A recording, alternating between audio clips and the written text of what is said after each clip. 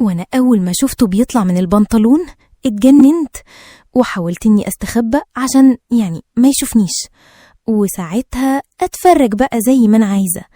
وفعلا عملت كده، ووقفت جنب باب الأوضة وهو فضل بقى شغال. الله ينور، ما أقولكوش، إيد فيها والإيد التانية ماسك التليفون وبيتفرج على فيلم. وما أقولكوش بقى على اللي كان بيحصل، يا خرابي، حاجة كده ما أقولكوش، لدرجة إن وأنا واقفة بصراحة حسيت إن كل عسل نزل، وما كنتش عارفة أعمل إيه في نفسي وفي اللي جرالي بسبب اللي أنا شايفاه. قمت قلت لنفسي لا بقى، انتي هتفضلي واقفة تتفرجي كتير؟ مش هينفع، انتي لازم توريله نفسك، ويمكن ساعتها يعمل الحاجة اللي انتي نفسك تتعمل. وفعلا عملت كده، وقفت جنب باب الأوضة، وهو شافني اتجنن وما كانش عارف يودي نفسه فين من الكسوف. قال لي: خبر ايه ده، انتي هنا من امتى؟ قلت له: انا هنا من بدري، من ايام ما كان البنطلون لسه. قال لي: بس واطي صوتك. قلت له: طيب هتعمل كل اللي انا عايزاه ولا هقولك عليه ولا لا؟ قال لي: هو ايه ده اللي انتي عايزاه؟ وبعدين انا متعودتش اخد اوامر من حد. قلت له: لا، ما انت بعد كده كل حاجة هتاخدها مني انا. ايه رأيك، موافق ولا بقى؟ قال لي: خلاص يا ستر عليكي، انتي عايزة ايه؟ وقتها قربت وابتديت اقوله على اللي انا عايزاه، وساعتها بقى حصل، هقولكم بالتفصيل. لكن الاول عايزاكم تعملوا لايك للفيديو واشتراك في القناة لو لسه ما اشتركتوش، وتنزلوا بسرعة تفعلوا زر الجرس علشان يجيلكم تنبيه وإشعار بكل الحاجات. لكن دلوقتي يلا بينا يا حلوين بسرعة نرجع تاني لقصتنا وصاحبة قصتنا، ونعرف منها ايه اللي حصل بالظبط، ونسمع القصة لآخرها علشان نقدر نلاقي لها حل في أسرع وقت. أنا بصراحة قصتي تحير، إذا كنت أنا نفسي محتارة ومش عارفة أعمل إيه، ما بالكم أنتوا بقى لما تسمعوا؟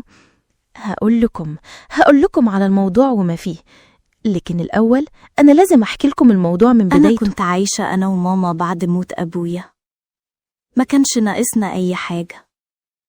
الأهل والقرايب والمعارف فضلوا يزنوا على ماما، قالوا لها لازم تتجوزي، انتي لسه صغيرة ووحدانية ومعاكي بنت، لو معاكي ولد كان ممكن يكبر ويبقى راجل يحميكي، لكن انتوا الاتنين هتكونوا لوحدكم، لازم يكون في راجل معاكي حافظ عليكم.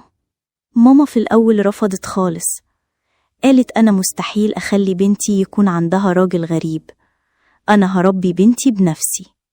لكن مع كتر الكلام والزن وافقت في الآخر. جالها واحد مناسب لسنها وظروفها، أنا كنت مرتاحاله، كان راجل طيب وبيخاف ربنا، وكان بيعتبرني زي بنته، وكان عنده ولد أكبر مني ب2 سنين. أنا وقتها كان عندي حوالي 13 أو 14 سنة، وهو كان عنده حوالي 17 سنة. مع الوقت جوز ماما كان بيعاملنا إحنا الاتنين زي بعض، وأنا كنت بقدره زي أخويا. وفي يوم من الأيام ماما تعبت تعب شديد، وبعدها ربنا افتكرها. من ساعتها بقيت عايشة مع جوز أمي وابنه في نفس الشقة. أنا اللي كنت باخد بالي من البيت والأكل والشرب، وبقيت أنا ست البيت. كلنا تعبنا بعد غياب ماما، لكن زي ما بيقولوا دي سنة الحياة. عدى وقت وعدت أيام، وفي يوم وأنا نايمة في أوضتي، أخويا اللي هو ابن جوز ماما رجع من برا، افتكر إن البيت فاضي، دخل أوضته وفتح الموبايل، ابتدى يشغل حاجات بصوت عالي. أنا اتصدمت من اللي بسمعه، افتكرت إنه معاه حد في أوضته، لكن بعد شوية ابتديت أتأكد إن ده التليفون بتاعه، خصوصاً لما قربت من باب الأوضة. ولما حسيت إنه هو هيشوفني استخبيتكم بباب الأوضة علشان ما يشوفنيش. أي نعم، أنا لسه ما اتجوزتش، لكن عارفة إيه اللي بيحصل كويس، عارفة كل حاجة. وطبعاً الموضوع بقى يزيد يوم ورا التاني، وبقى الموضوع بيتكرر كتير، وبقيت دايما أشوفه وهو بيعمل كده. وفي الأول ما كنتش عارفة، أي نعم أنا فاهمة، لكن لما حاولت أقلده ما كنتش عارفة أعمل إيه. بس واحدة واحدة ابتديت أعمل شوية حاجات ووصلت لحاجة معينة كنت بيها ببقى مبسوطة وحاسة بإحساس عمري في حياتي ما حسيته. أول مرة حتى المكان ده أول مرة أفكر فيه بالطريقة دي، والموضوع بالنسبة لي بقى عادة اتعودت عليها ومش عارفة بطلها ولا عارفة أعمل إيه. وبقيت كل يوم أعمل نفسي إني نايمة يا إما مش موجودة، وهو يجي من بره ما يلاقيش حد، لأن بابا كان بيجي متأخر بالليل من شغله، وهو بقى يدخل الأوضة بتاعته ويبتدي في كل حاجة. واليوم ده شفت بعيني، محدش قالي كل حاجة، حتى طالع من البنطلون وحاجة كده ما أقولكوش. وفجأة لقيت نفسي ببص وأنا مش عارفة أعمل إيه. قلت لنفسي لأ بقى، ده أنا لازم أروح وواجهه. وفعلا دخلت الأوضة وحصل بيني وبينه اللي قلتهولكوا في أول الفيديو.